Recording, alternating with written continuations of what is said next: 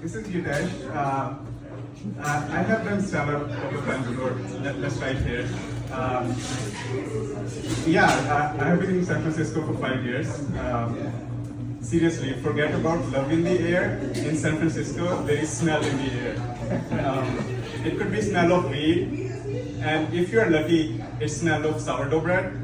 And if you're even more luckier, it will be smell of poop on the street. It's been interesting. I'm originally from India, the land of gurus, and I think the only qualification anyone needs to become a guru is to know how to scam people. I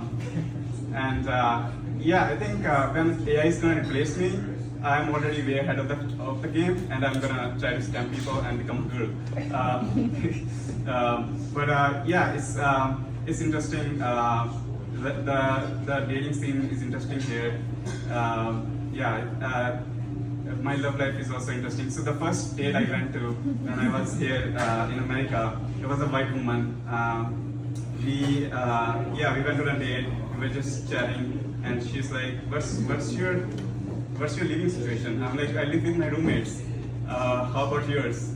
She's like, "Oh, I live with my boyfriend."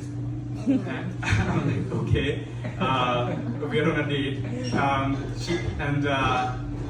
So I found out about open relationship for the first time. She's like, E&M. I felt like the whole day was a TED talk about getting herpes. Because I feel like in an open relationship, people have this social bubble where they're trying to contain STDs, similar to what we have social bubble for COVID. And it's just hang out, have some STDs together.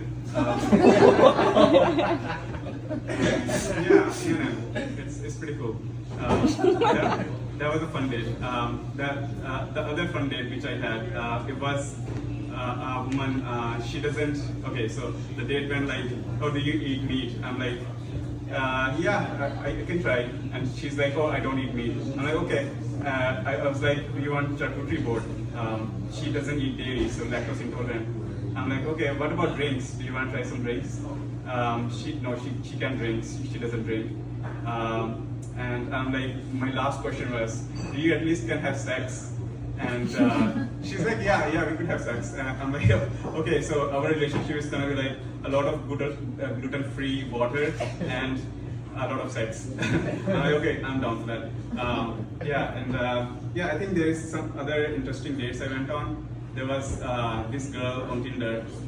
One time, I asked her, "What are you looking for?" And she was like, "I'm looking for a nightstand." A nightstand. And I'm like, "Oh yeah, I do have a nightstand, and it's really, really long, and it's really, really hard. Do you want to lend a hand to my nightstand?"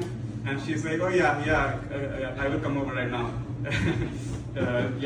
That's my Tinder dating story. Let's see. Okay, the last dating story I have for guys.